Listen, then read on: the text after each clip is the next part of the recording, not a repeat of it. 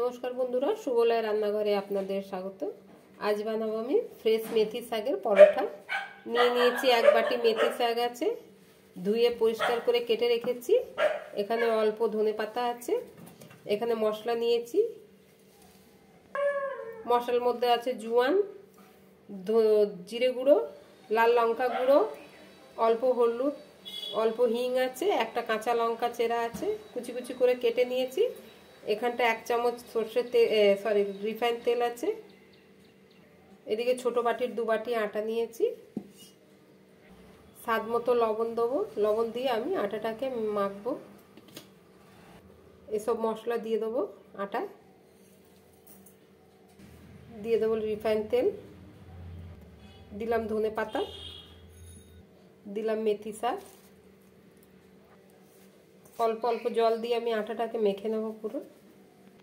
আমার আটাটা মাখা হয়ে গেছে, আমি গোল গোল করে নিয়েছি। প্রথমে আমি সব রুটিগুলোকে বেলে নেব, পরোটাগুলোকে, তারপরে আমি সেকবো। অল্প অল্প আটা লাগিয়ে বেলে নেব। এইভাবে আমি সব পরোটা রুটির মতন করে বেলে নেব। আমার সব পরোটা বেলা হয়ে গেছে। এবার আমি ওইদিকে চাটু গরম করে সব সেকে নেব। চাটু গরম হয়ে গেছে, পরোটাগুলো সব সেকে নেব। দিয়ে দেবো সাদা তেল।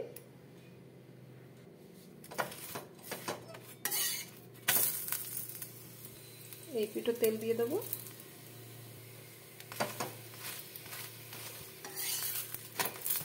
এইভাবে আমি সব পরোটাগুলোকে সেকে নেব।